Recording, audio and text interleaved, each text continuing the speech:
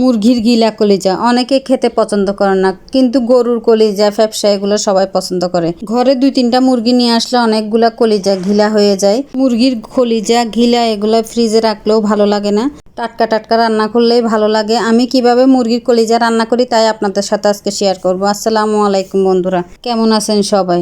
চলুন আমি আজকের রেসিপির জন্য কি কি উপকরণ নিয়ে নিলাম দেখে নেওয়া যাক। আমি প্রথমে কলিজাগুলো ছোট ছোট টুকরো করে কেটে নিলাম, কেটে ভালোভাবে ধুয়ে নিলাম। আর 2টো আলু কিউট করে কেটে নিলাম, পরিমাণ মতো পেঁয়াজ কেটে নিলাম, আর 3-4টা কাঁচামরিচ নিয়ে নিলাম। মুরগির কলিজাটা টাটকা টাটকা রান্না করলে খেতে দারুণ লাগে। আর যাদের বাসায় ছোট বাচ্চা আছে, আমি তো বলবো প্রতিদিন এক টুকরো মুরগির কলিজা খাওয়ানোর জন্য। আমি চুলায় একটা কড়াই বসিয়ে দিলাম, কড়াইটা গরম হয়ে গেলে পরিমাণ মতো তেল দিয়ে দিব।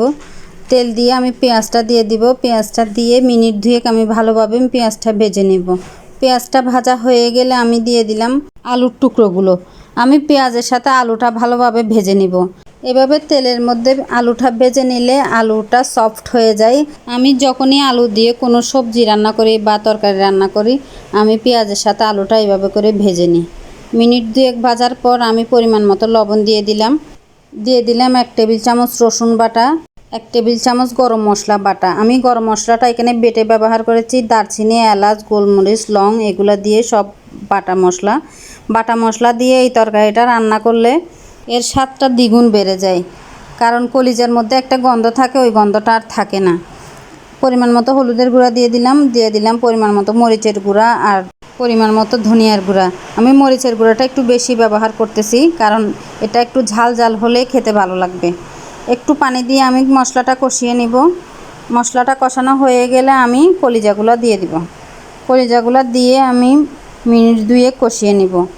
কাঁচামরিচটাও দিয়ে দিলাম। আসলে আমরা বাঙালিরা কি যেটা সহজে পাওয়া যায় সেটাই খেতে চাই না, যেটা দাম দিয়ে কিনে খেতে হয় সেটাই আমাদের পছন্দ।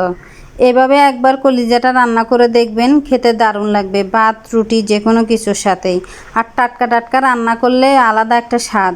গরম ভাতের সাথে এই তরকারিটা থাকলে আর কিছুই লাগবে না। আর একটা কথা হচ্ছে, আমরা বড়রা যেই তরকারিটা খেতে চায় না, ছোটরাও ওই তরকারিটা খেতে চায় না। তাই ছোটদেরকে অভ্যাস করতে হলে আগে বড়দেরকেই খেতে হবে। তাই আমি চেষ্টা করি আমার বাচ্চা যেন সব কিছু খেতে পছন্দ করে।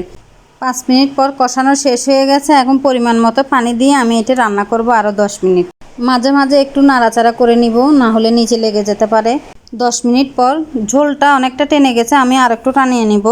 কালারটা দেখলে আপনাদের হয়তো খারাপ লাগতে পারে, কিন্তু খেতে একটুও খারাপ লাগবে না। আমার এই রেসিপি যদি ভালো লেগে থাকে লাইক কমেন্ট শেয়ার করে পাশে থাকবেন। ভুল হলে ক্ষমার দৃষ্টিতে দেখবেন। সবাই ভালো থাকবেন, সুস্থ থাকবেন। আল্লাহ হাফেজ। আসসালামু আলাইকুম।